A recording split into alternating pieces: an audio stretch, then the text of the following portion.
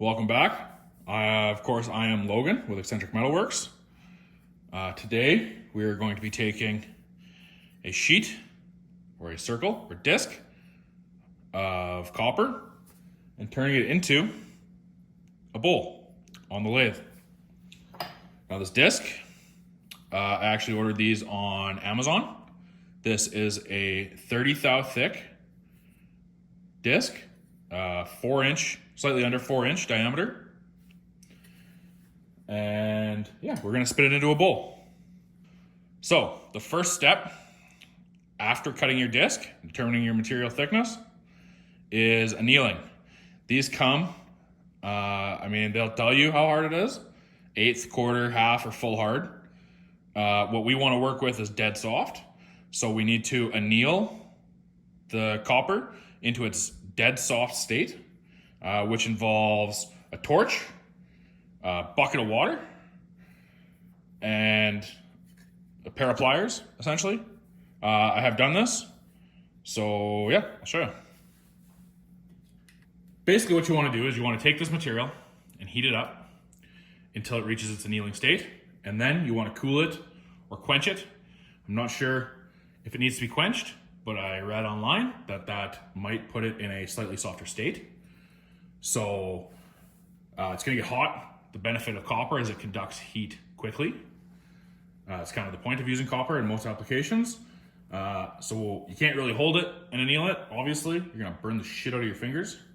So what I do is I take it, I grab it with a pair of pliers, whatever old pliers your dad gave you when you were 14. You know, they're worn out. If they get wrecked, it's not a big deal. I'm gonna light the torch. And we're gonna get it ripping hot.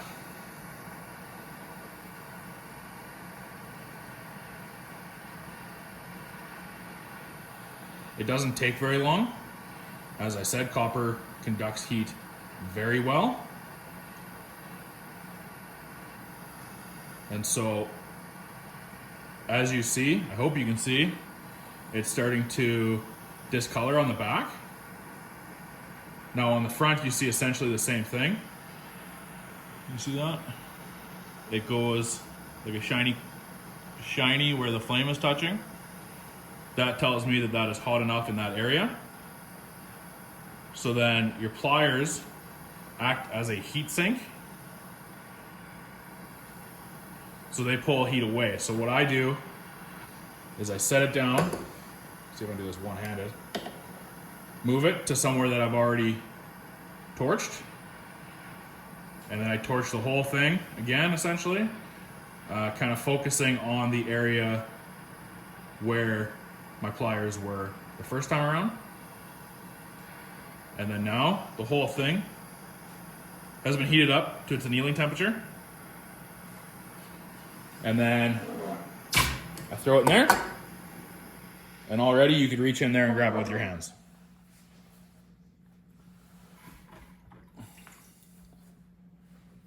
So now, give it a quick wipe just to dry it off. And as you can see, I mean, you can't see. I mean, it's annealing. It's a hardness thing, but it is discolored. Doesn't exactly look like the sheet it started out as.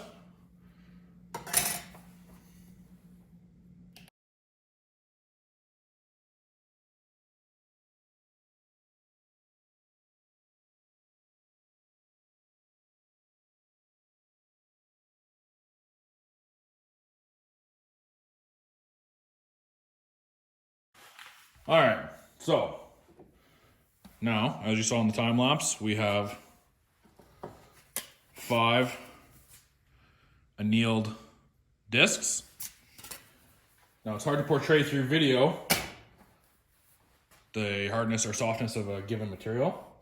So I set up a little scrap piece here in my vise.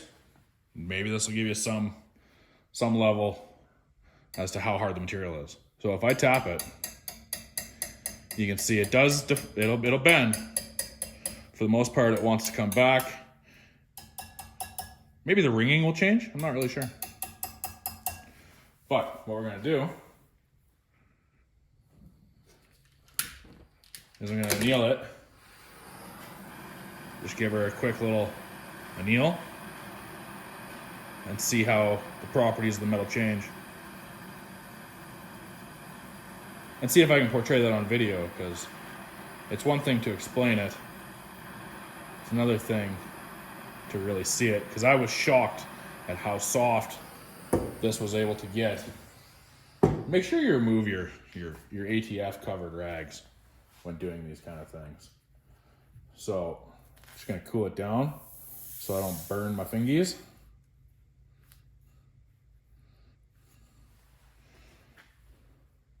And so that's already cool to the touch. That's how quick the copper dissipates heat. So now, same test.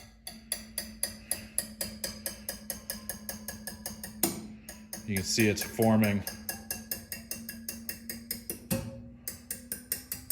a little easier. Sound stayed the same. Basically, I wouldn't be able to do this with that piece quite as easily as I did just there. Okay, so what we're gonna do now is we're gonna prepare the lathe for spinning. So now I've turned this previously. All this is this diameter here is slightly smaller than that diameter there, with some curvature so that I can get in there with my tool.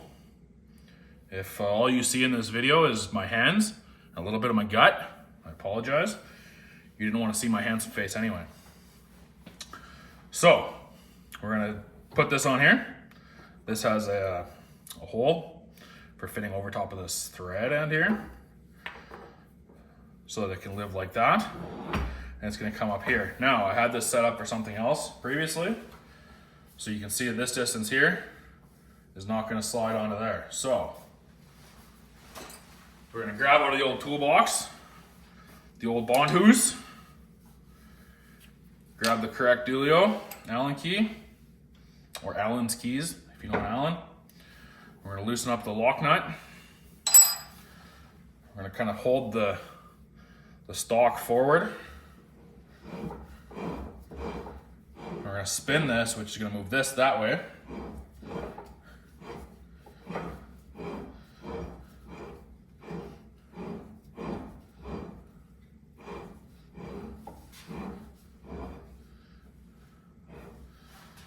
Until it wants to fall down in there. That's just a rough range for where I think we'll need to be. So now we're gonna grab our blank just for the thickness of the material. Slide it back, put it in there. Now you can see the angle of the dangle on this is still quite high as opposed to down here, which means, I don't know what it means. It means we might be in the rough. Keep her in the rough. Eyeball good. Good from afar, but far from good. So then, before I forget, because I love forgetting, is tightening the grub screw, set screw. Now it's not sitting right on the threads.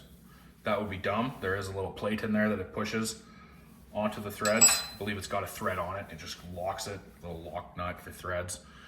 So now, what we need to make sure of is that we can reef on this without the handle bottoming out. If the handle bottoms out, you don't have maximum force being applied to the workpiece, which is exactly what we're looking for. And we seem okay. If not, loosen this, move this forward or back, so on and so forth. So now, I think we're ready to start. Obviously, all appropriate PPE is applied. Going to loosen that off. Now I like to just bring this down until she's just tickling the material. I'm gonna set the ripums on the lathe here to 35. Now that's 35 hertz. I would have to actually know the pulley size ratio as well as the RPM of the motor. And I could figure it out, but who's got the time? So now, I did just loosely set this in here. There's no locating center on it, i.e. a pin with a hole in the center of it to keep it concentric. So what we're gonna do in that case is we're gonna turn the lathe on. Hopefully you can hear me. We're gonna center the workpiece. Just like that.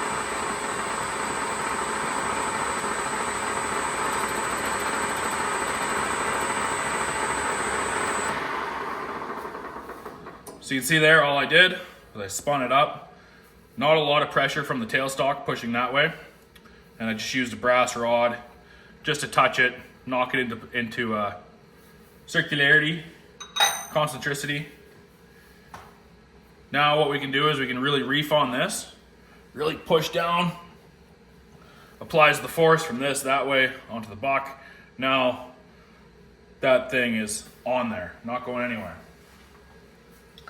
So there is lubricants that you can use and ought to use, and I should probably use. But since we're all learning here, specifically me, I'm just gonna use a dash of ATF fluid.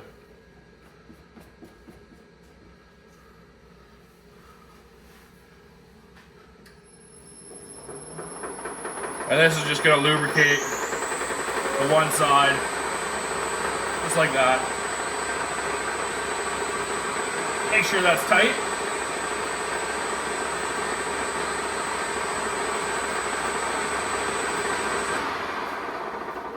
Now before I get ahead of myself, the goal here is to make a bowl. This is the inside shape of the said bowl. This is the tool. I got these from a friend who also had an interest in this. But he gave me this. This is, I believe, just 4140 rod. He ground it to that shape there. No other way to describe it. And polished it. It's nice and smooth.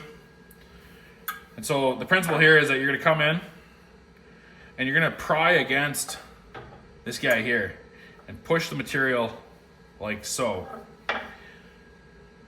Now, being that I'm no professional, I'm just going to push on it. Starting from the center, working my way out. I may come up here and touch the workpiece to give the work a little flair so you're not strictly stretching the material. You're sort of laying it down upon the workpiece. And then the further I get will determine how far over this has to come. Obviously, you can see if I'm working here, I don't want to be way over there. So let's give her, and we'll see what happens.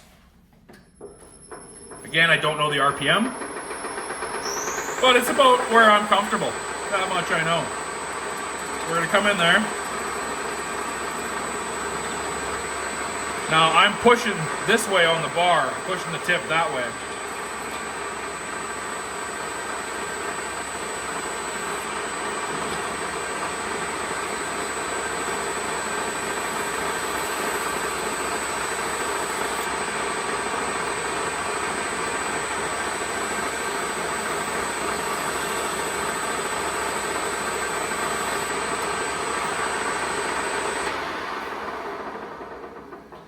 So I watched a lot online, which is where I'm learning how to do this, essentially.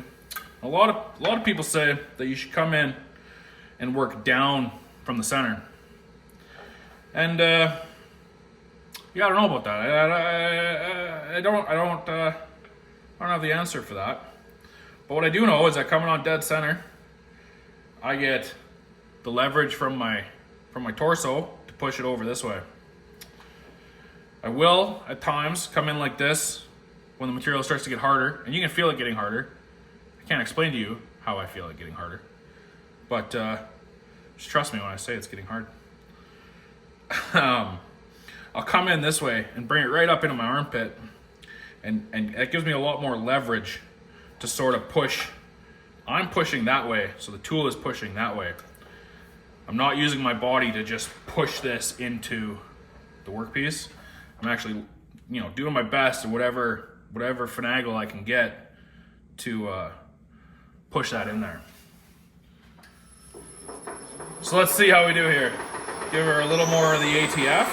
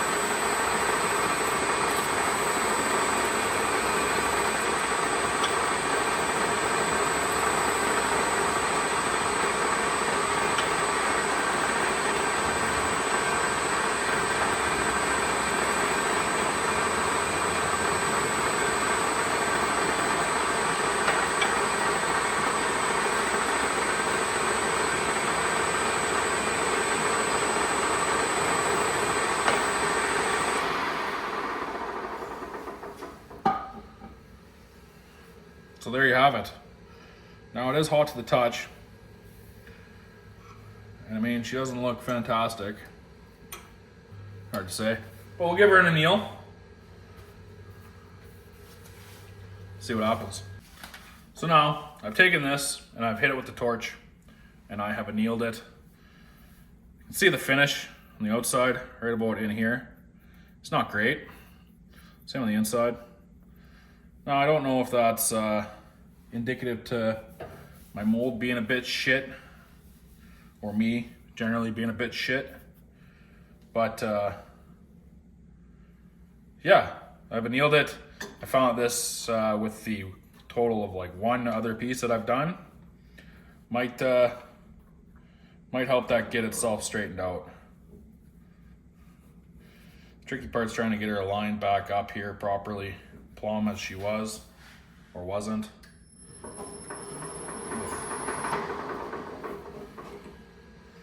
Wasn't.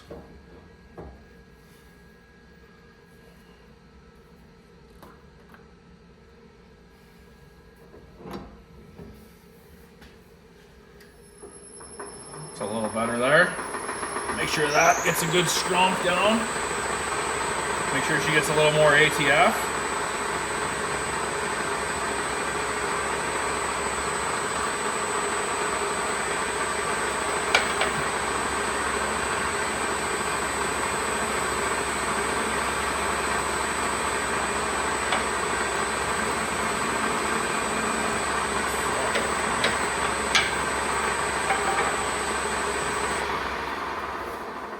Now, one thing I forgot is that slightly before this point, you want to go and you want to trim her. You can see how she's not spinning perfectly. She's doing a little weeble wobble, which is not great. So this is a carbide cutting tool, generic tip, hand ground, mounted in a nice wooden thing. So basically I'm going to come in here. I haven't really decided. I might come in and touch this side and work it that way, trim her back, or I might go and try and cut her right off. Hard to say.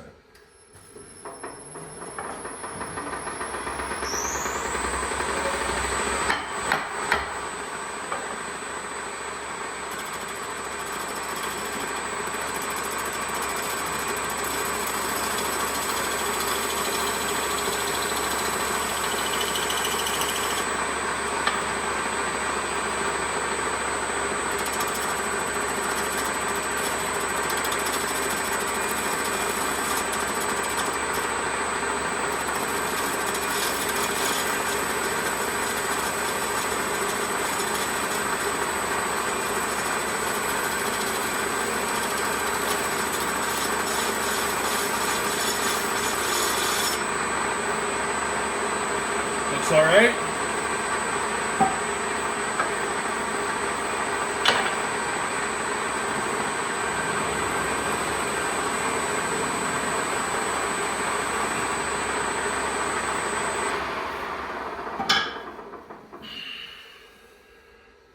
Don't love it. Something's a little kitty wampus in there. But there you have it. That appears to be a bowl. Take a piece of our emery. Now it is kind of squeezed on there at this point. It could come off, but it probably won't. Oh, there we go. Balls. So it did come off. Easy peasy. Lemon squeezy. Give her a little strong.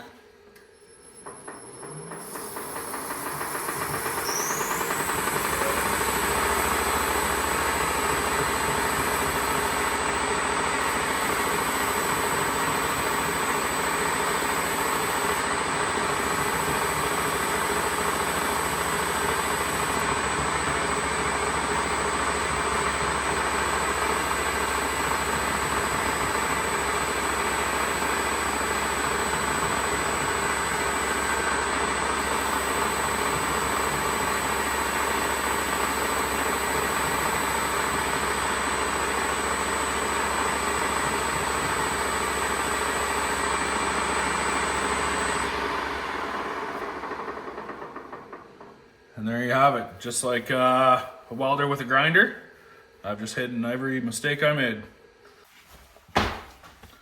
Okay, so I didn't film it. Basically, I put this here. You apply a little pressure here. Let me show you quick. Spins up. That's how you polish the bottom. Now, you can see the outside. Gorgeous, just gorgeous. Now, for the inside, put it backwards like so. Again, leaving it slightly loose. You can spin it up. Move this out of the way.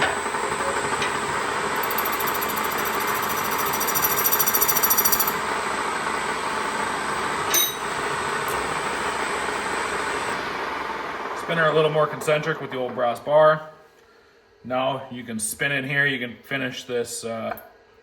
This top edge is all burry from the cutoff tool.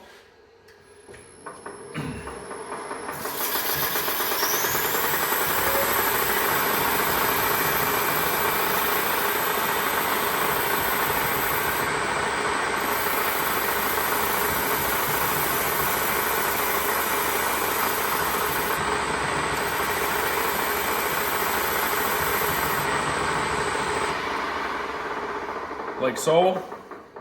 And basically now it's up to however I or you or we feel like polishing this thing up.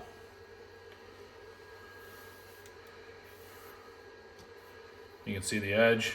Could use a little more, but she's a lot better than she was. A little more work on that, just like I showed with it backwards. And then with a few of these to do the center. It's the only part you can't really do, but a pad like that on the end of a die grinder and a pad will put concentric circles in the bottom so you can barely tell that it wasn't done like that. There you have it. And so you just spun your first item. I mean, shit, I've only spun like 8. And that's number 9. That looks all right. That's a nice little ladle. You know, pretty happy with it. If there's anything else you'd like to see, any questions, concerns, comments, if you want to tell me how fat I am or how you'd like if my gut weren't in the picture and maybe you want more face action, you know, let me know. Again, I'm Logan, Excentric Metalworks. You can follow me here on Instagram or not. That's cool too. But thanks for watching. See you later.